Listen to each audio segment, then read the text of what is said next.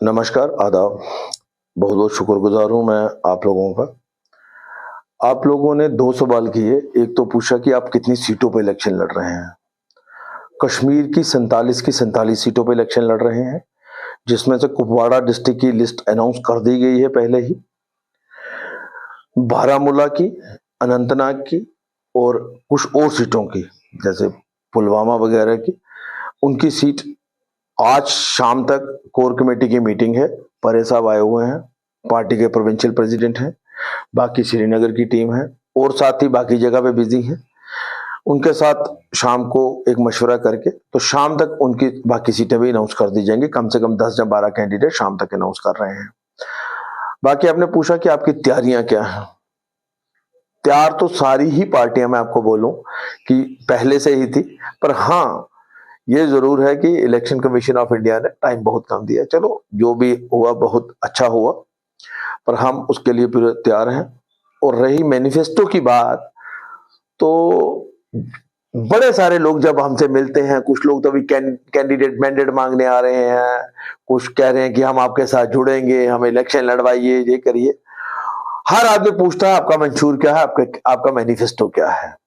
मुझे आज तक ये समझ नहीं आई। मैं आपके माध्यम से ये पूछना चाहता हूं, क्या जिन लोगों ने भी अभी तक मैनिफेस्टो निकाला, क्या आज तक वो लोग अपने भी पूरे उतरे? और आज जो बड़ी बड़ी पार्टियां जो दावा कर रही हैं मैनिफेस्टो का, जैसे कि कल नेशनल कॉन्फ्रेंस ने भी मैनिफेस्टो निकाला और मैनिफेस्टो में उन्होंने ये बोला कि हम 200 यूनिट बिजली का फ्री देंगे, हम तरक्की करेंगे। भाई आप इतने साल तो आप ही रहे ना यहाँ पे, तो जब आप रहे तो फिर उस टाइम ये क्यों नहीं हुआ?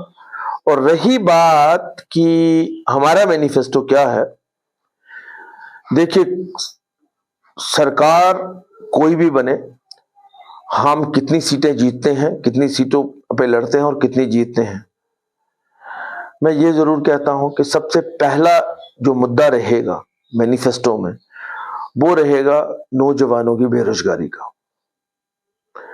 कश्मीर, मैं ये नहीं कहता कि मेरी इस बात से कोई अब जम्मू और कश्मीर, खास करके कश्मीर बदल चुका है।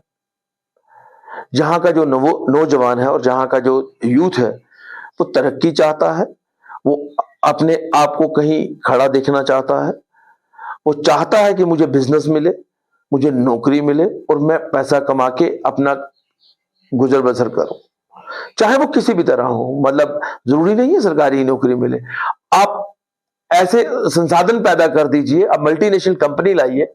370 टूटने के बाद हमें यह बोला था कि यहां पे मल्टीनेशनल कंपनियां आएंगी, यहां पे बड़ी बड़ी इन्वेस्टमेंट होगी। आज 5 साल हो गए, किसी ने 5 रुपए तक नहीं लगाए।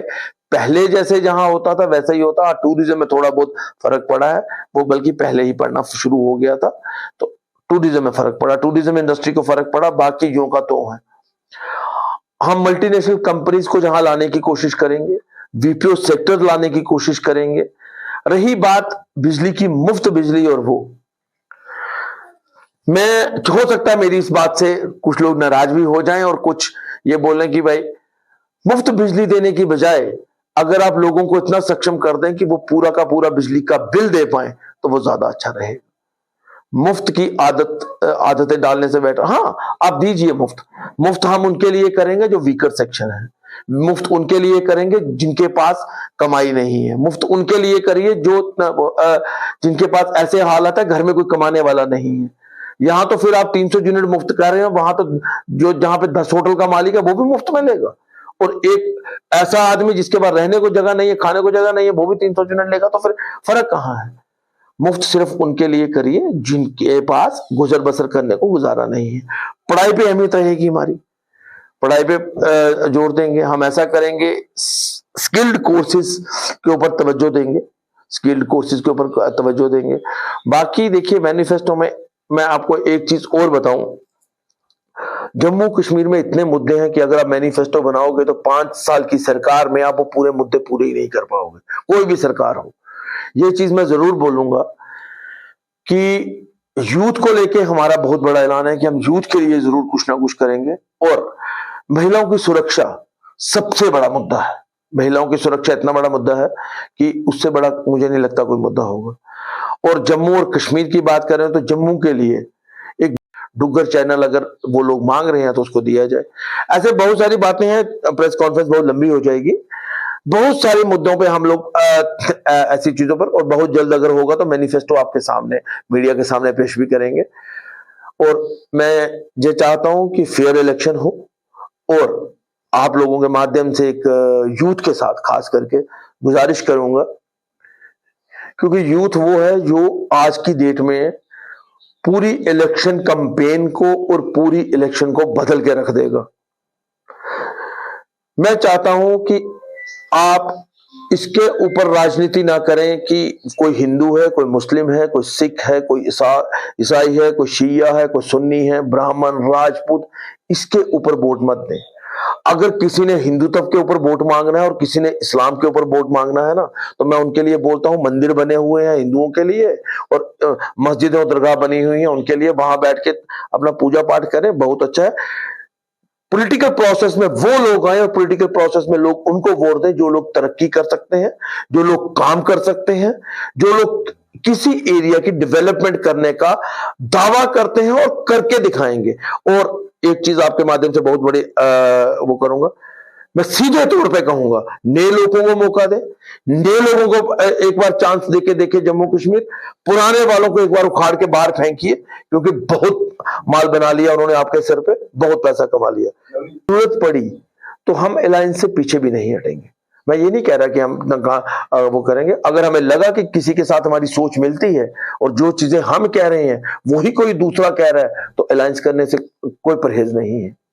जी, मैं आपसे बार बार बोलता हूँ, आपने मेरे साथ बहुत बार मीडिया में बैठे हैं, आपके मीडिया साथियों के साथ मैंने बात की है, मैं बार बार बोलता हूँ कि ये जो हम इलेक्शन करवा रहे हैं, क्या जब तक हम स्टेटहुड नहीं देते इस इलेक्शन का, मुझे लगता था कोई फायदा नहीं है। चलो, अब इलेक्शन कमीशन ऑफ इंडिया एक कितना बड़ा हमारे पिलर है, हमारे देश का, मतलब कॉन्स्टिट्यूशनल वो है, हक है उनके पास, और उन्होंने हमें भी एक कॉन्स्टिट्यूशनल हक दिया है लोगों को इलेक्शन प्रोसेस में आने का। तो इलेक्शन कमीशन ऑफ इंडिया की हम पूरी वो करते हैं, मतलब इज्जत करते हैं। इलेक्शन करवा रहे हैं, पर अगर स्टेटहुड करवाते तो बहुत बेहतर होता। जहां तो फिर केंद्रीय सरकार से और खासकर अमित शाह जी से मेरी गुजारिश रहेगी, उन्होंने अपना जो वादा किया है, उन्होंने तो ये बोला था कि पहले हम स्टेटहुड बनाएंगे फिर इलेक्शन करवाएंगे, पर हम ये चाहते हैं कि चलो आपने इलेक्शन करवा रहे हैं, कम से कम सरकार बनने से पहले वो लोगों को स्टेटहुड वापस कर दें, लोगों के हक वापस कर दें, लोगों को स्टेटहुड का दर्जा वापस दे देना चाहिए।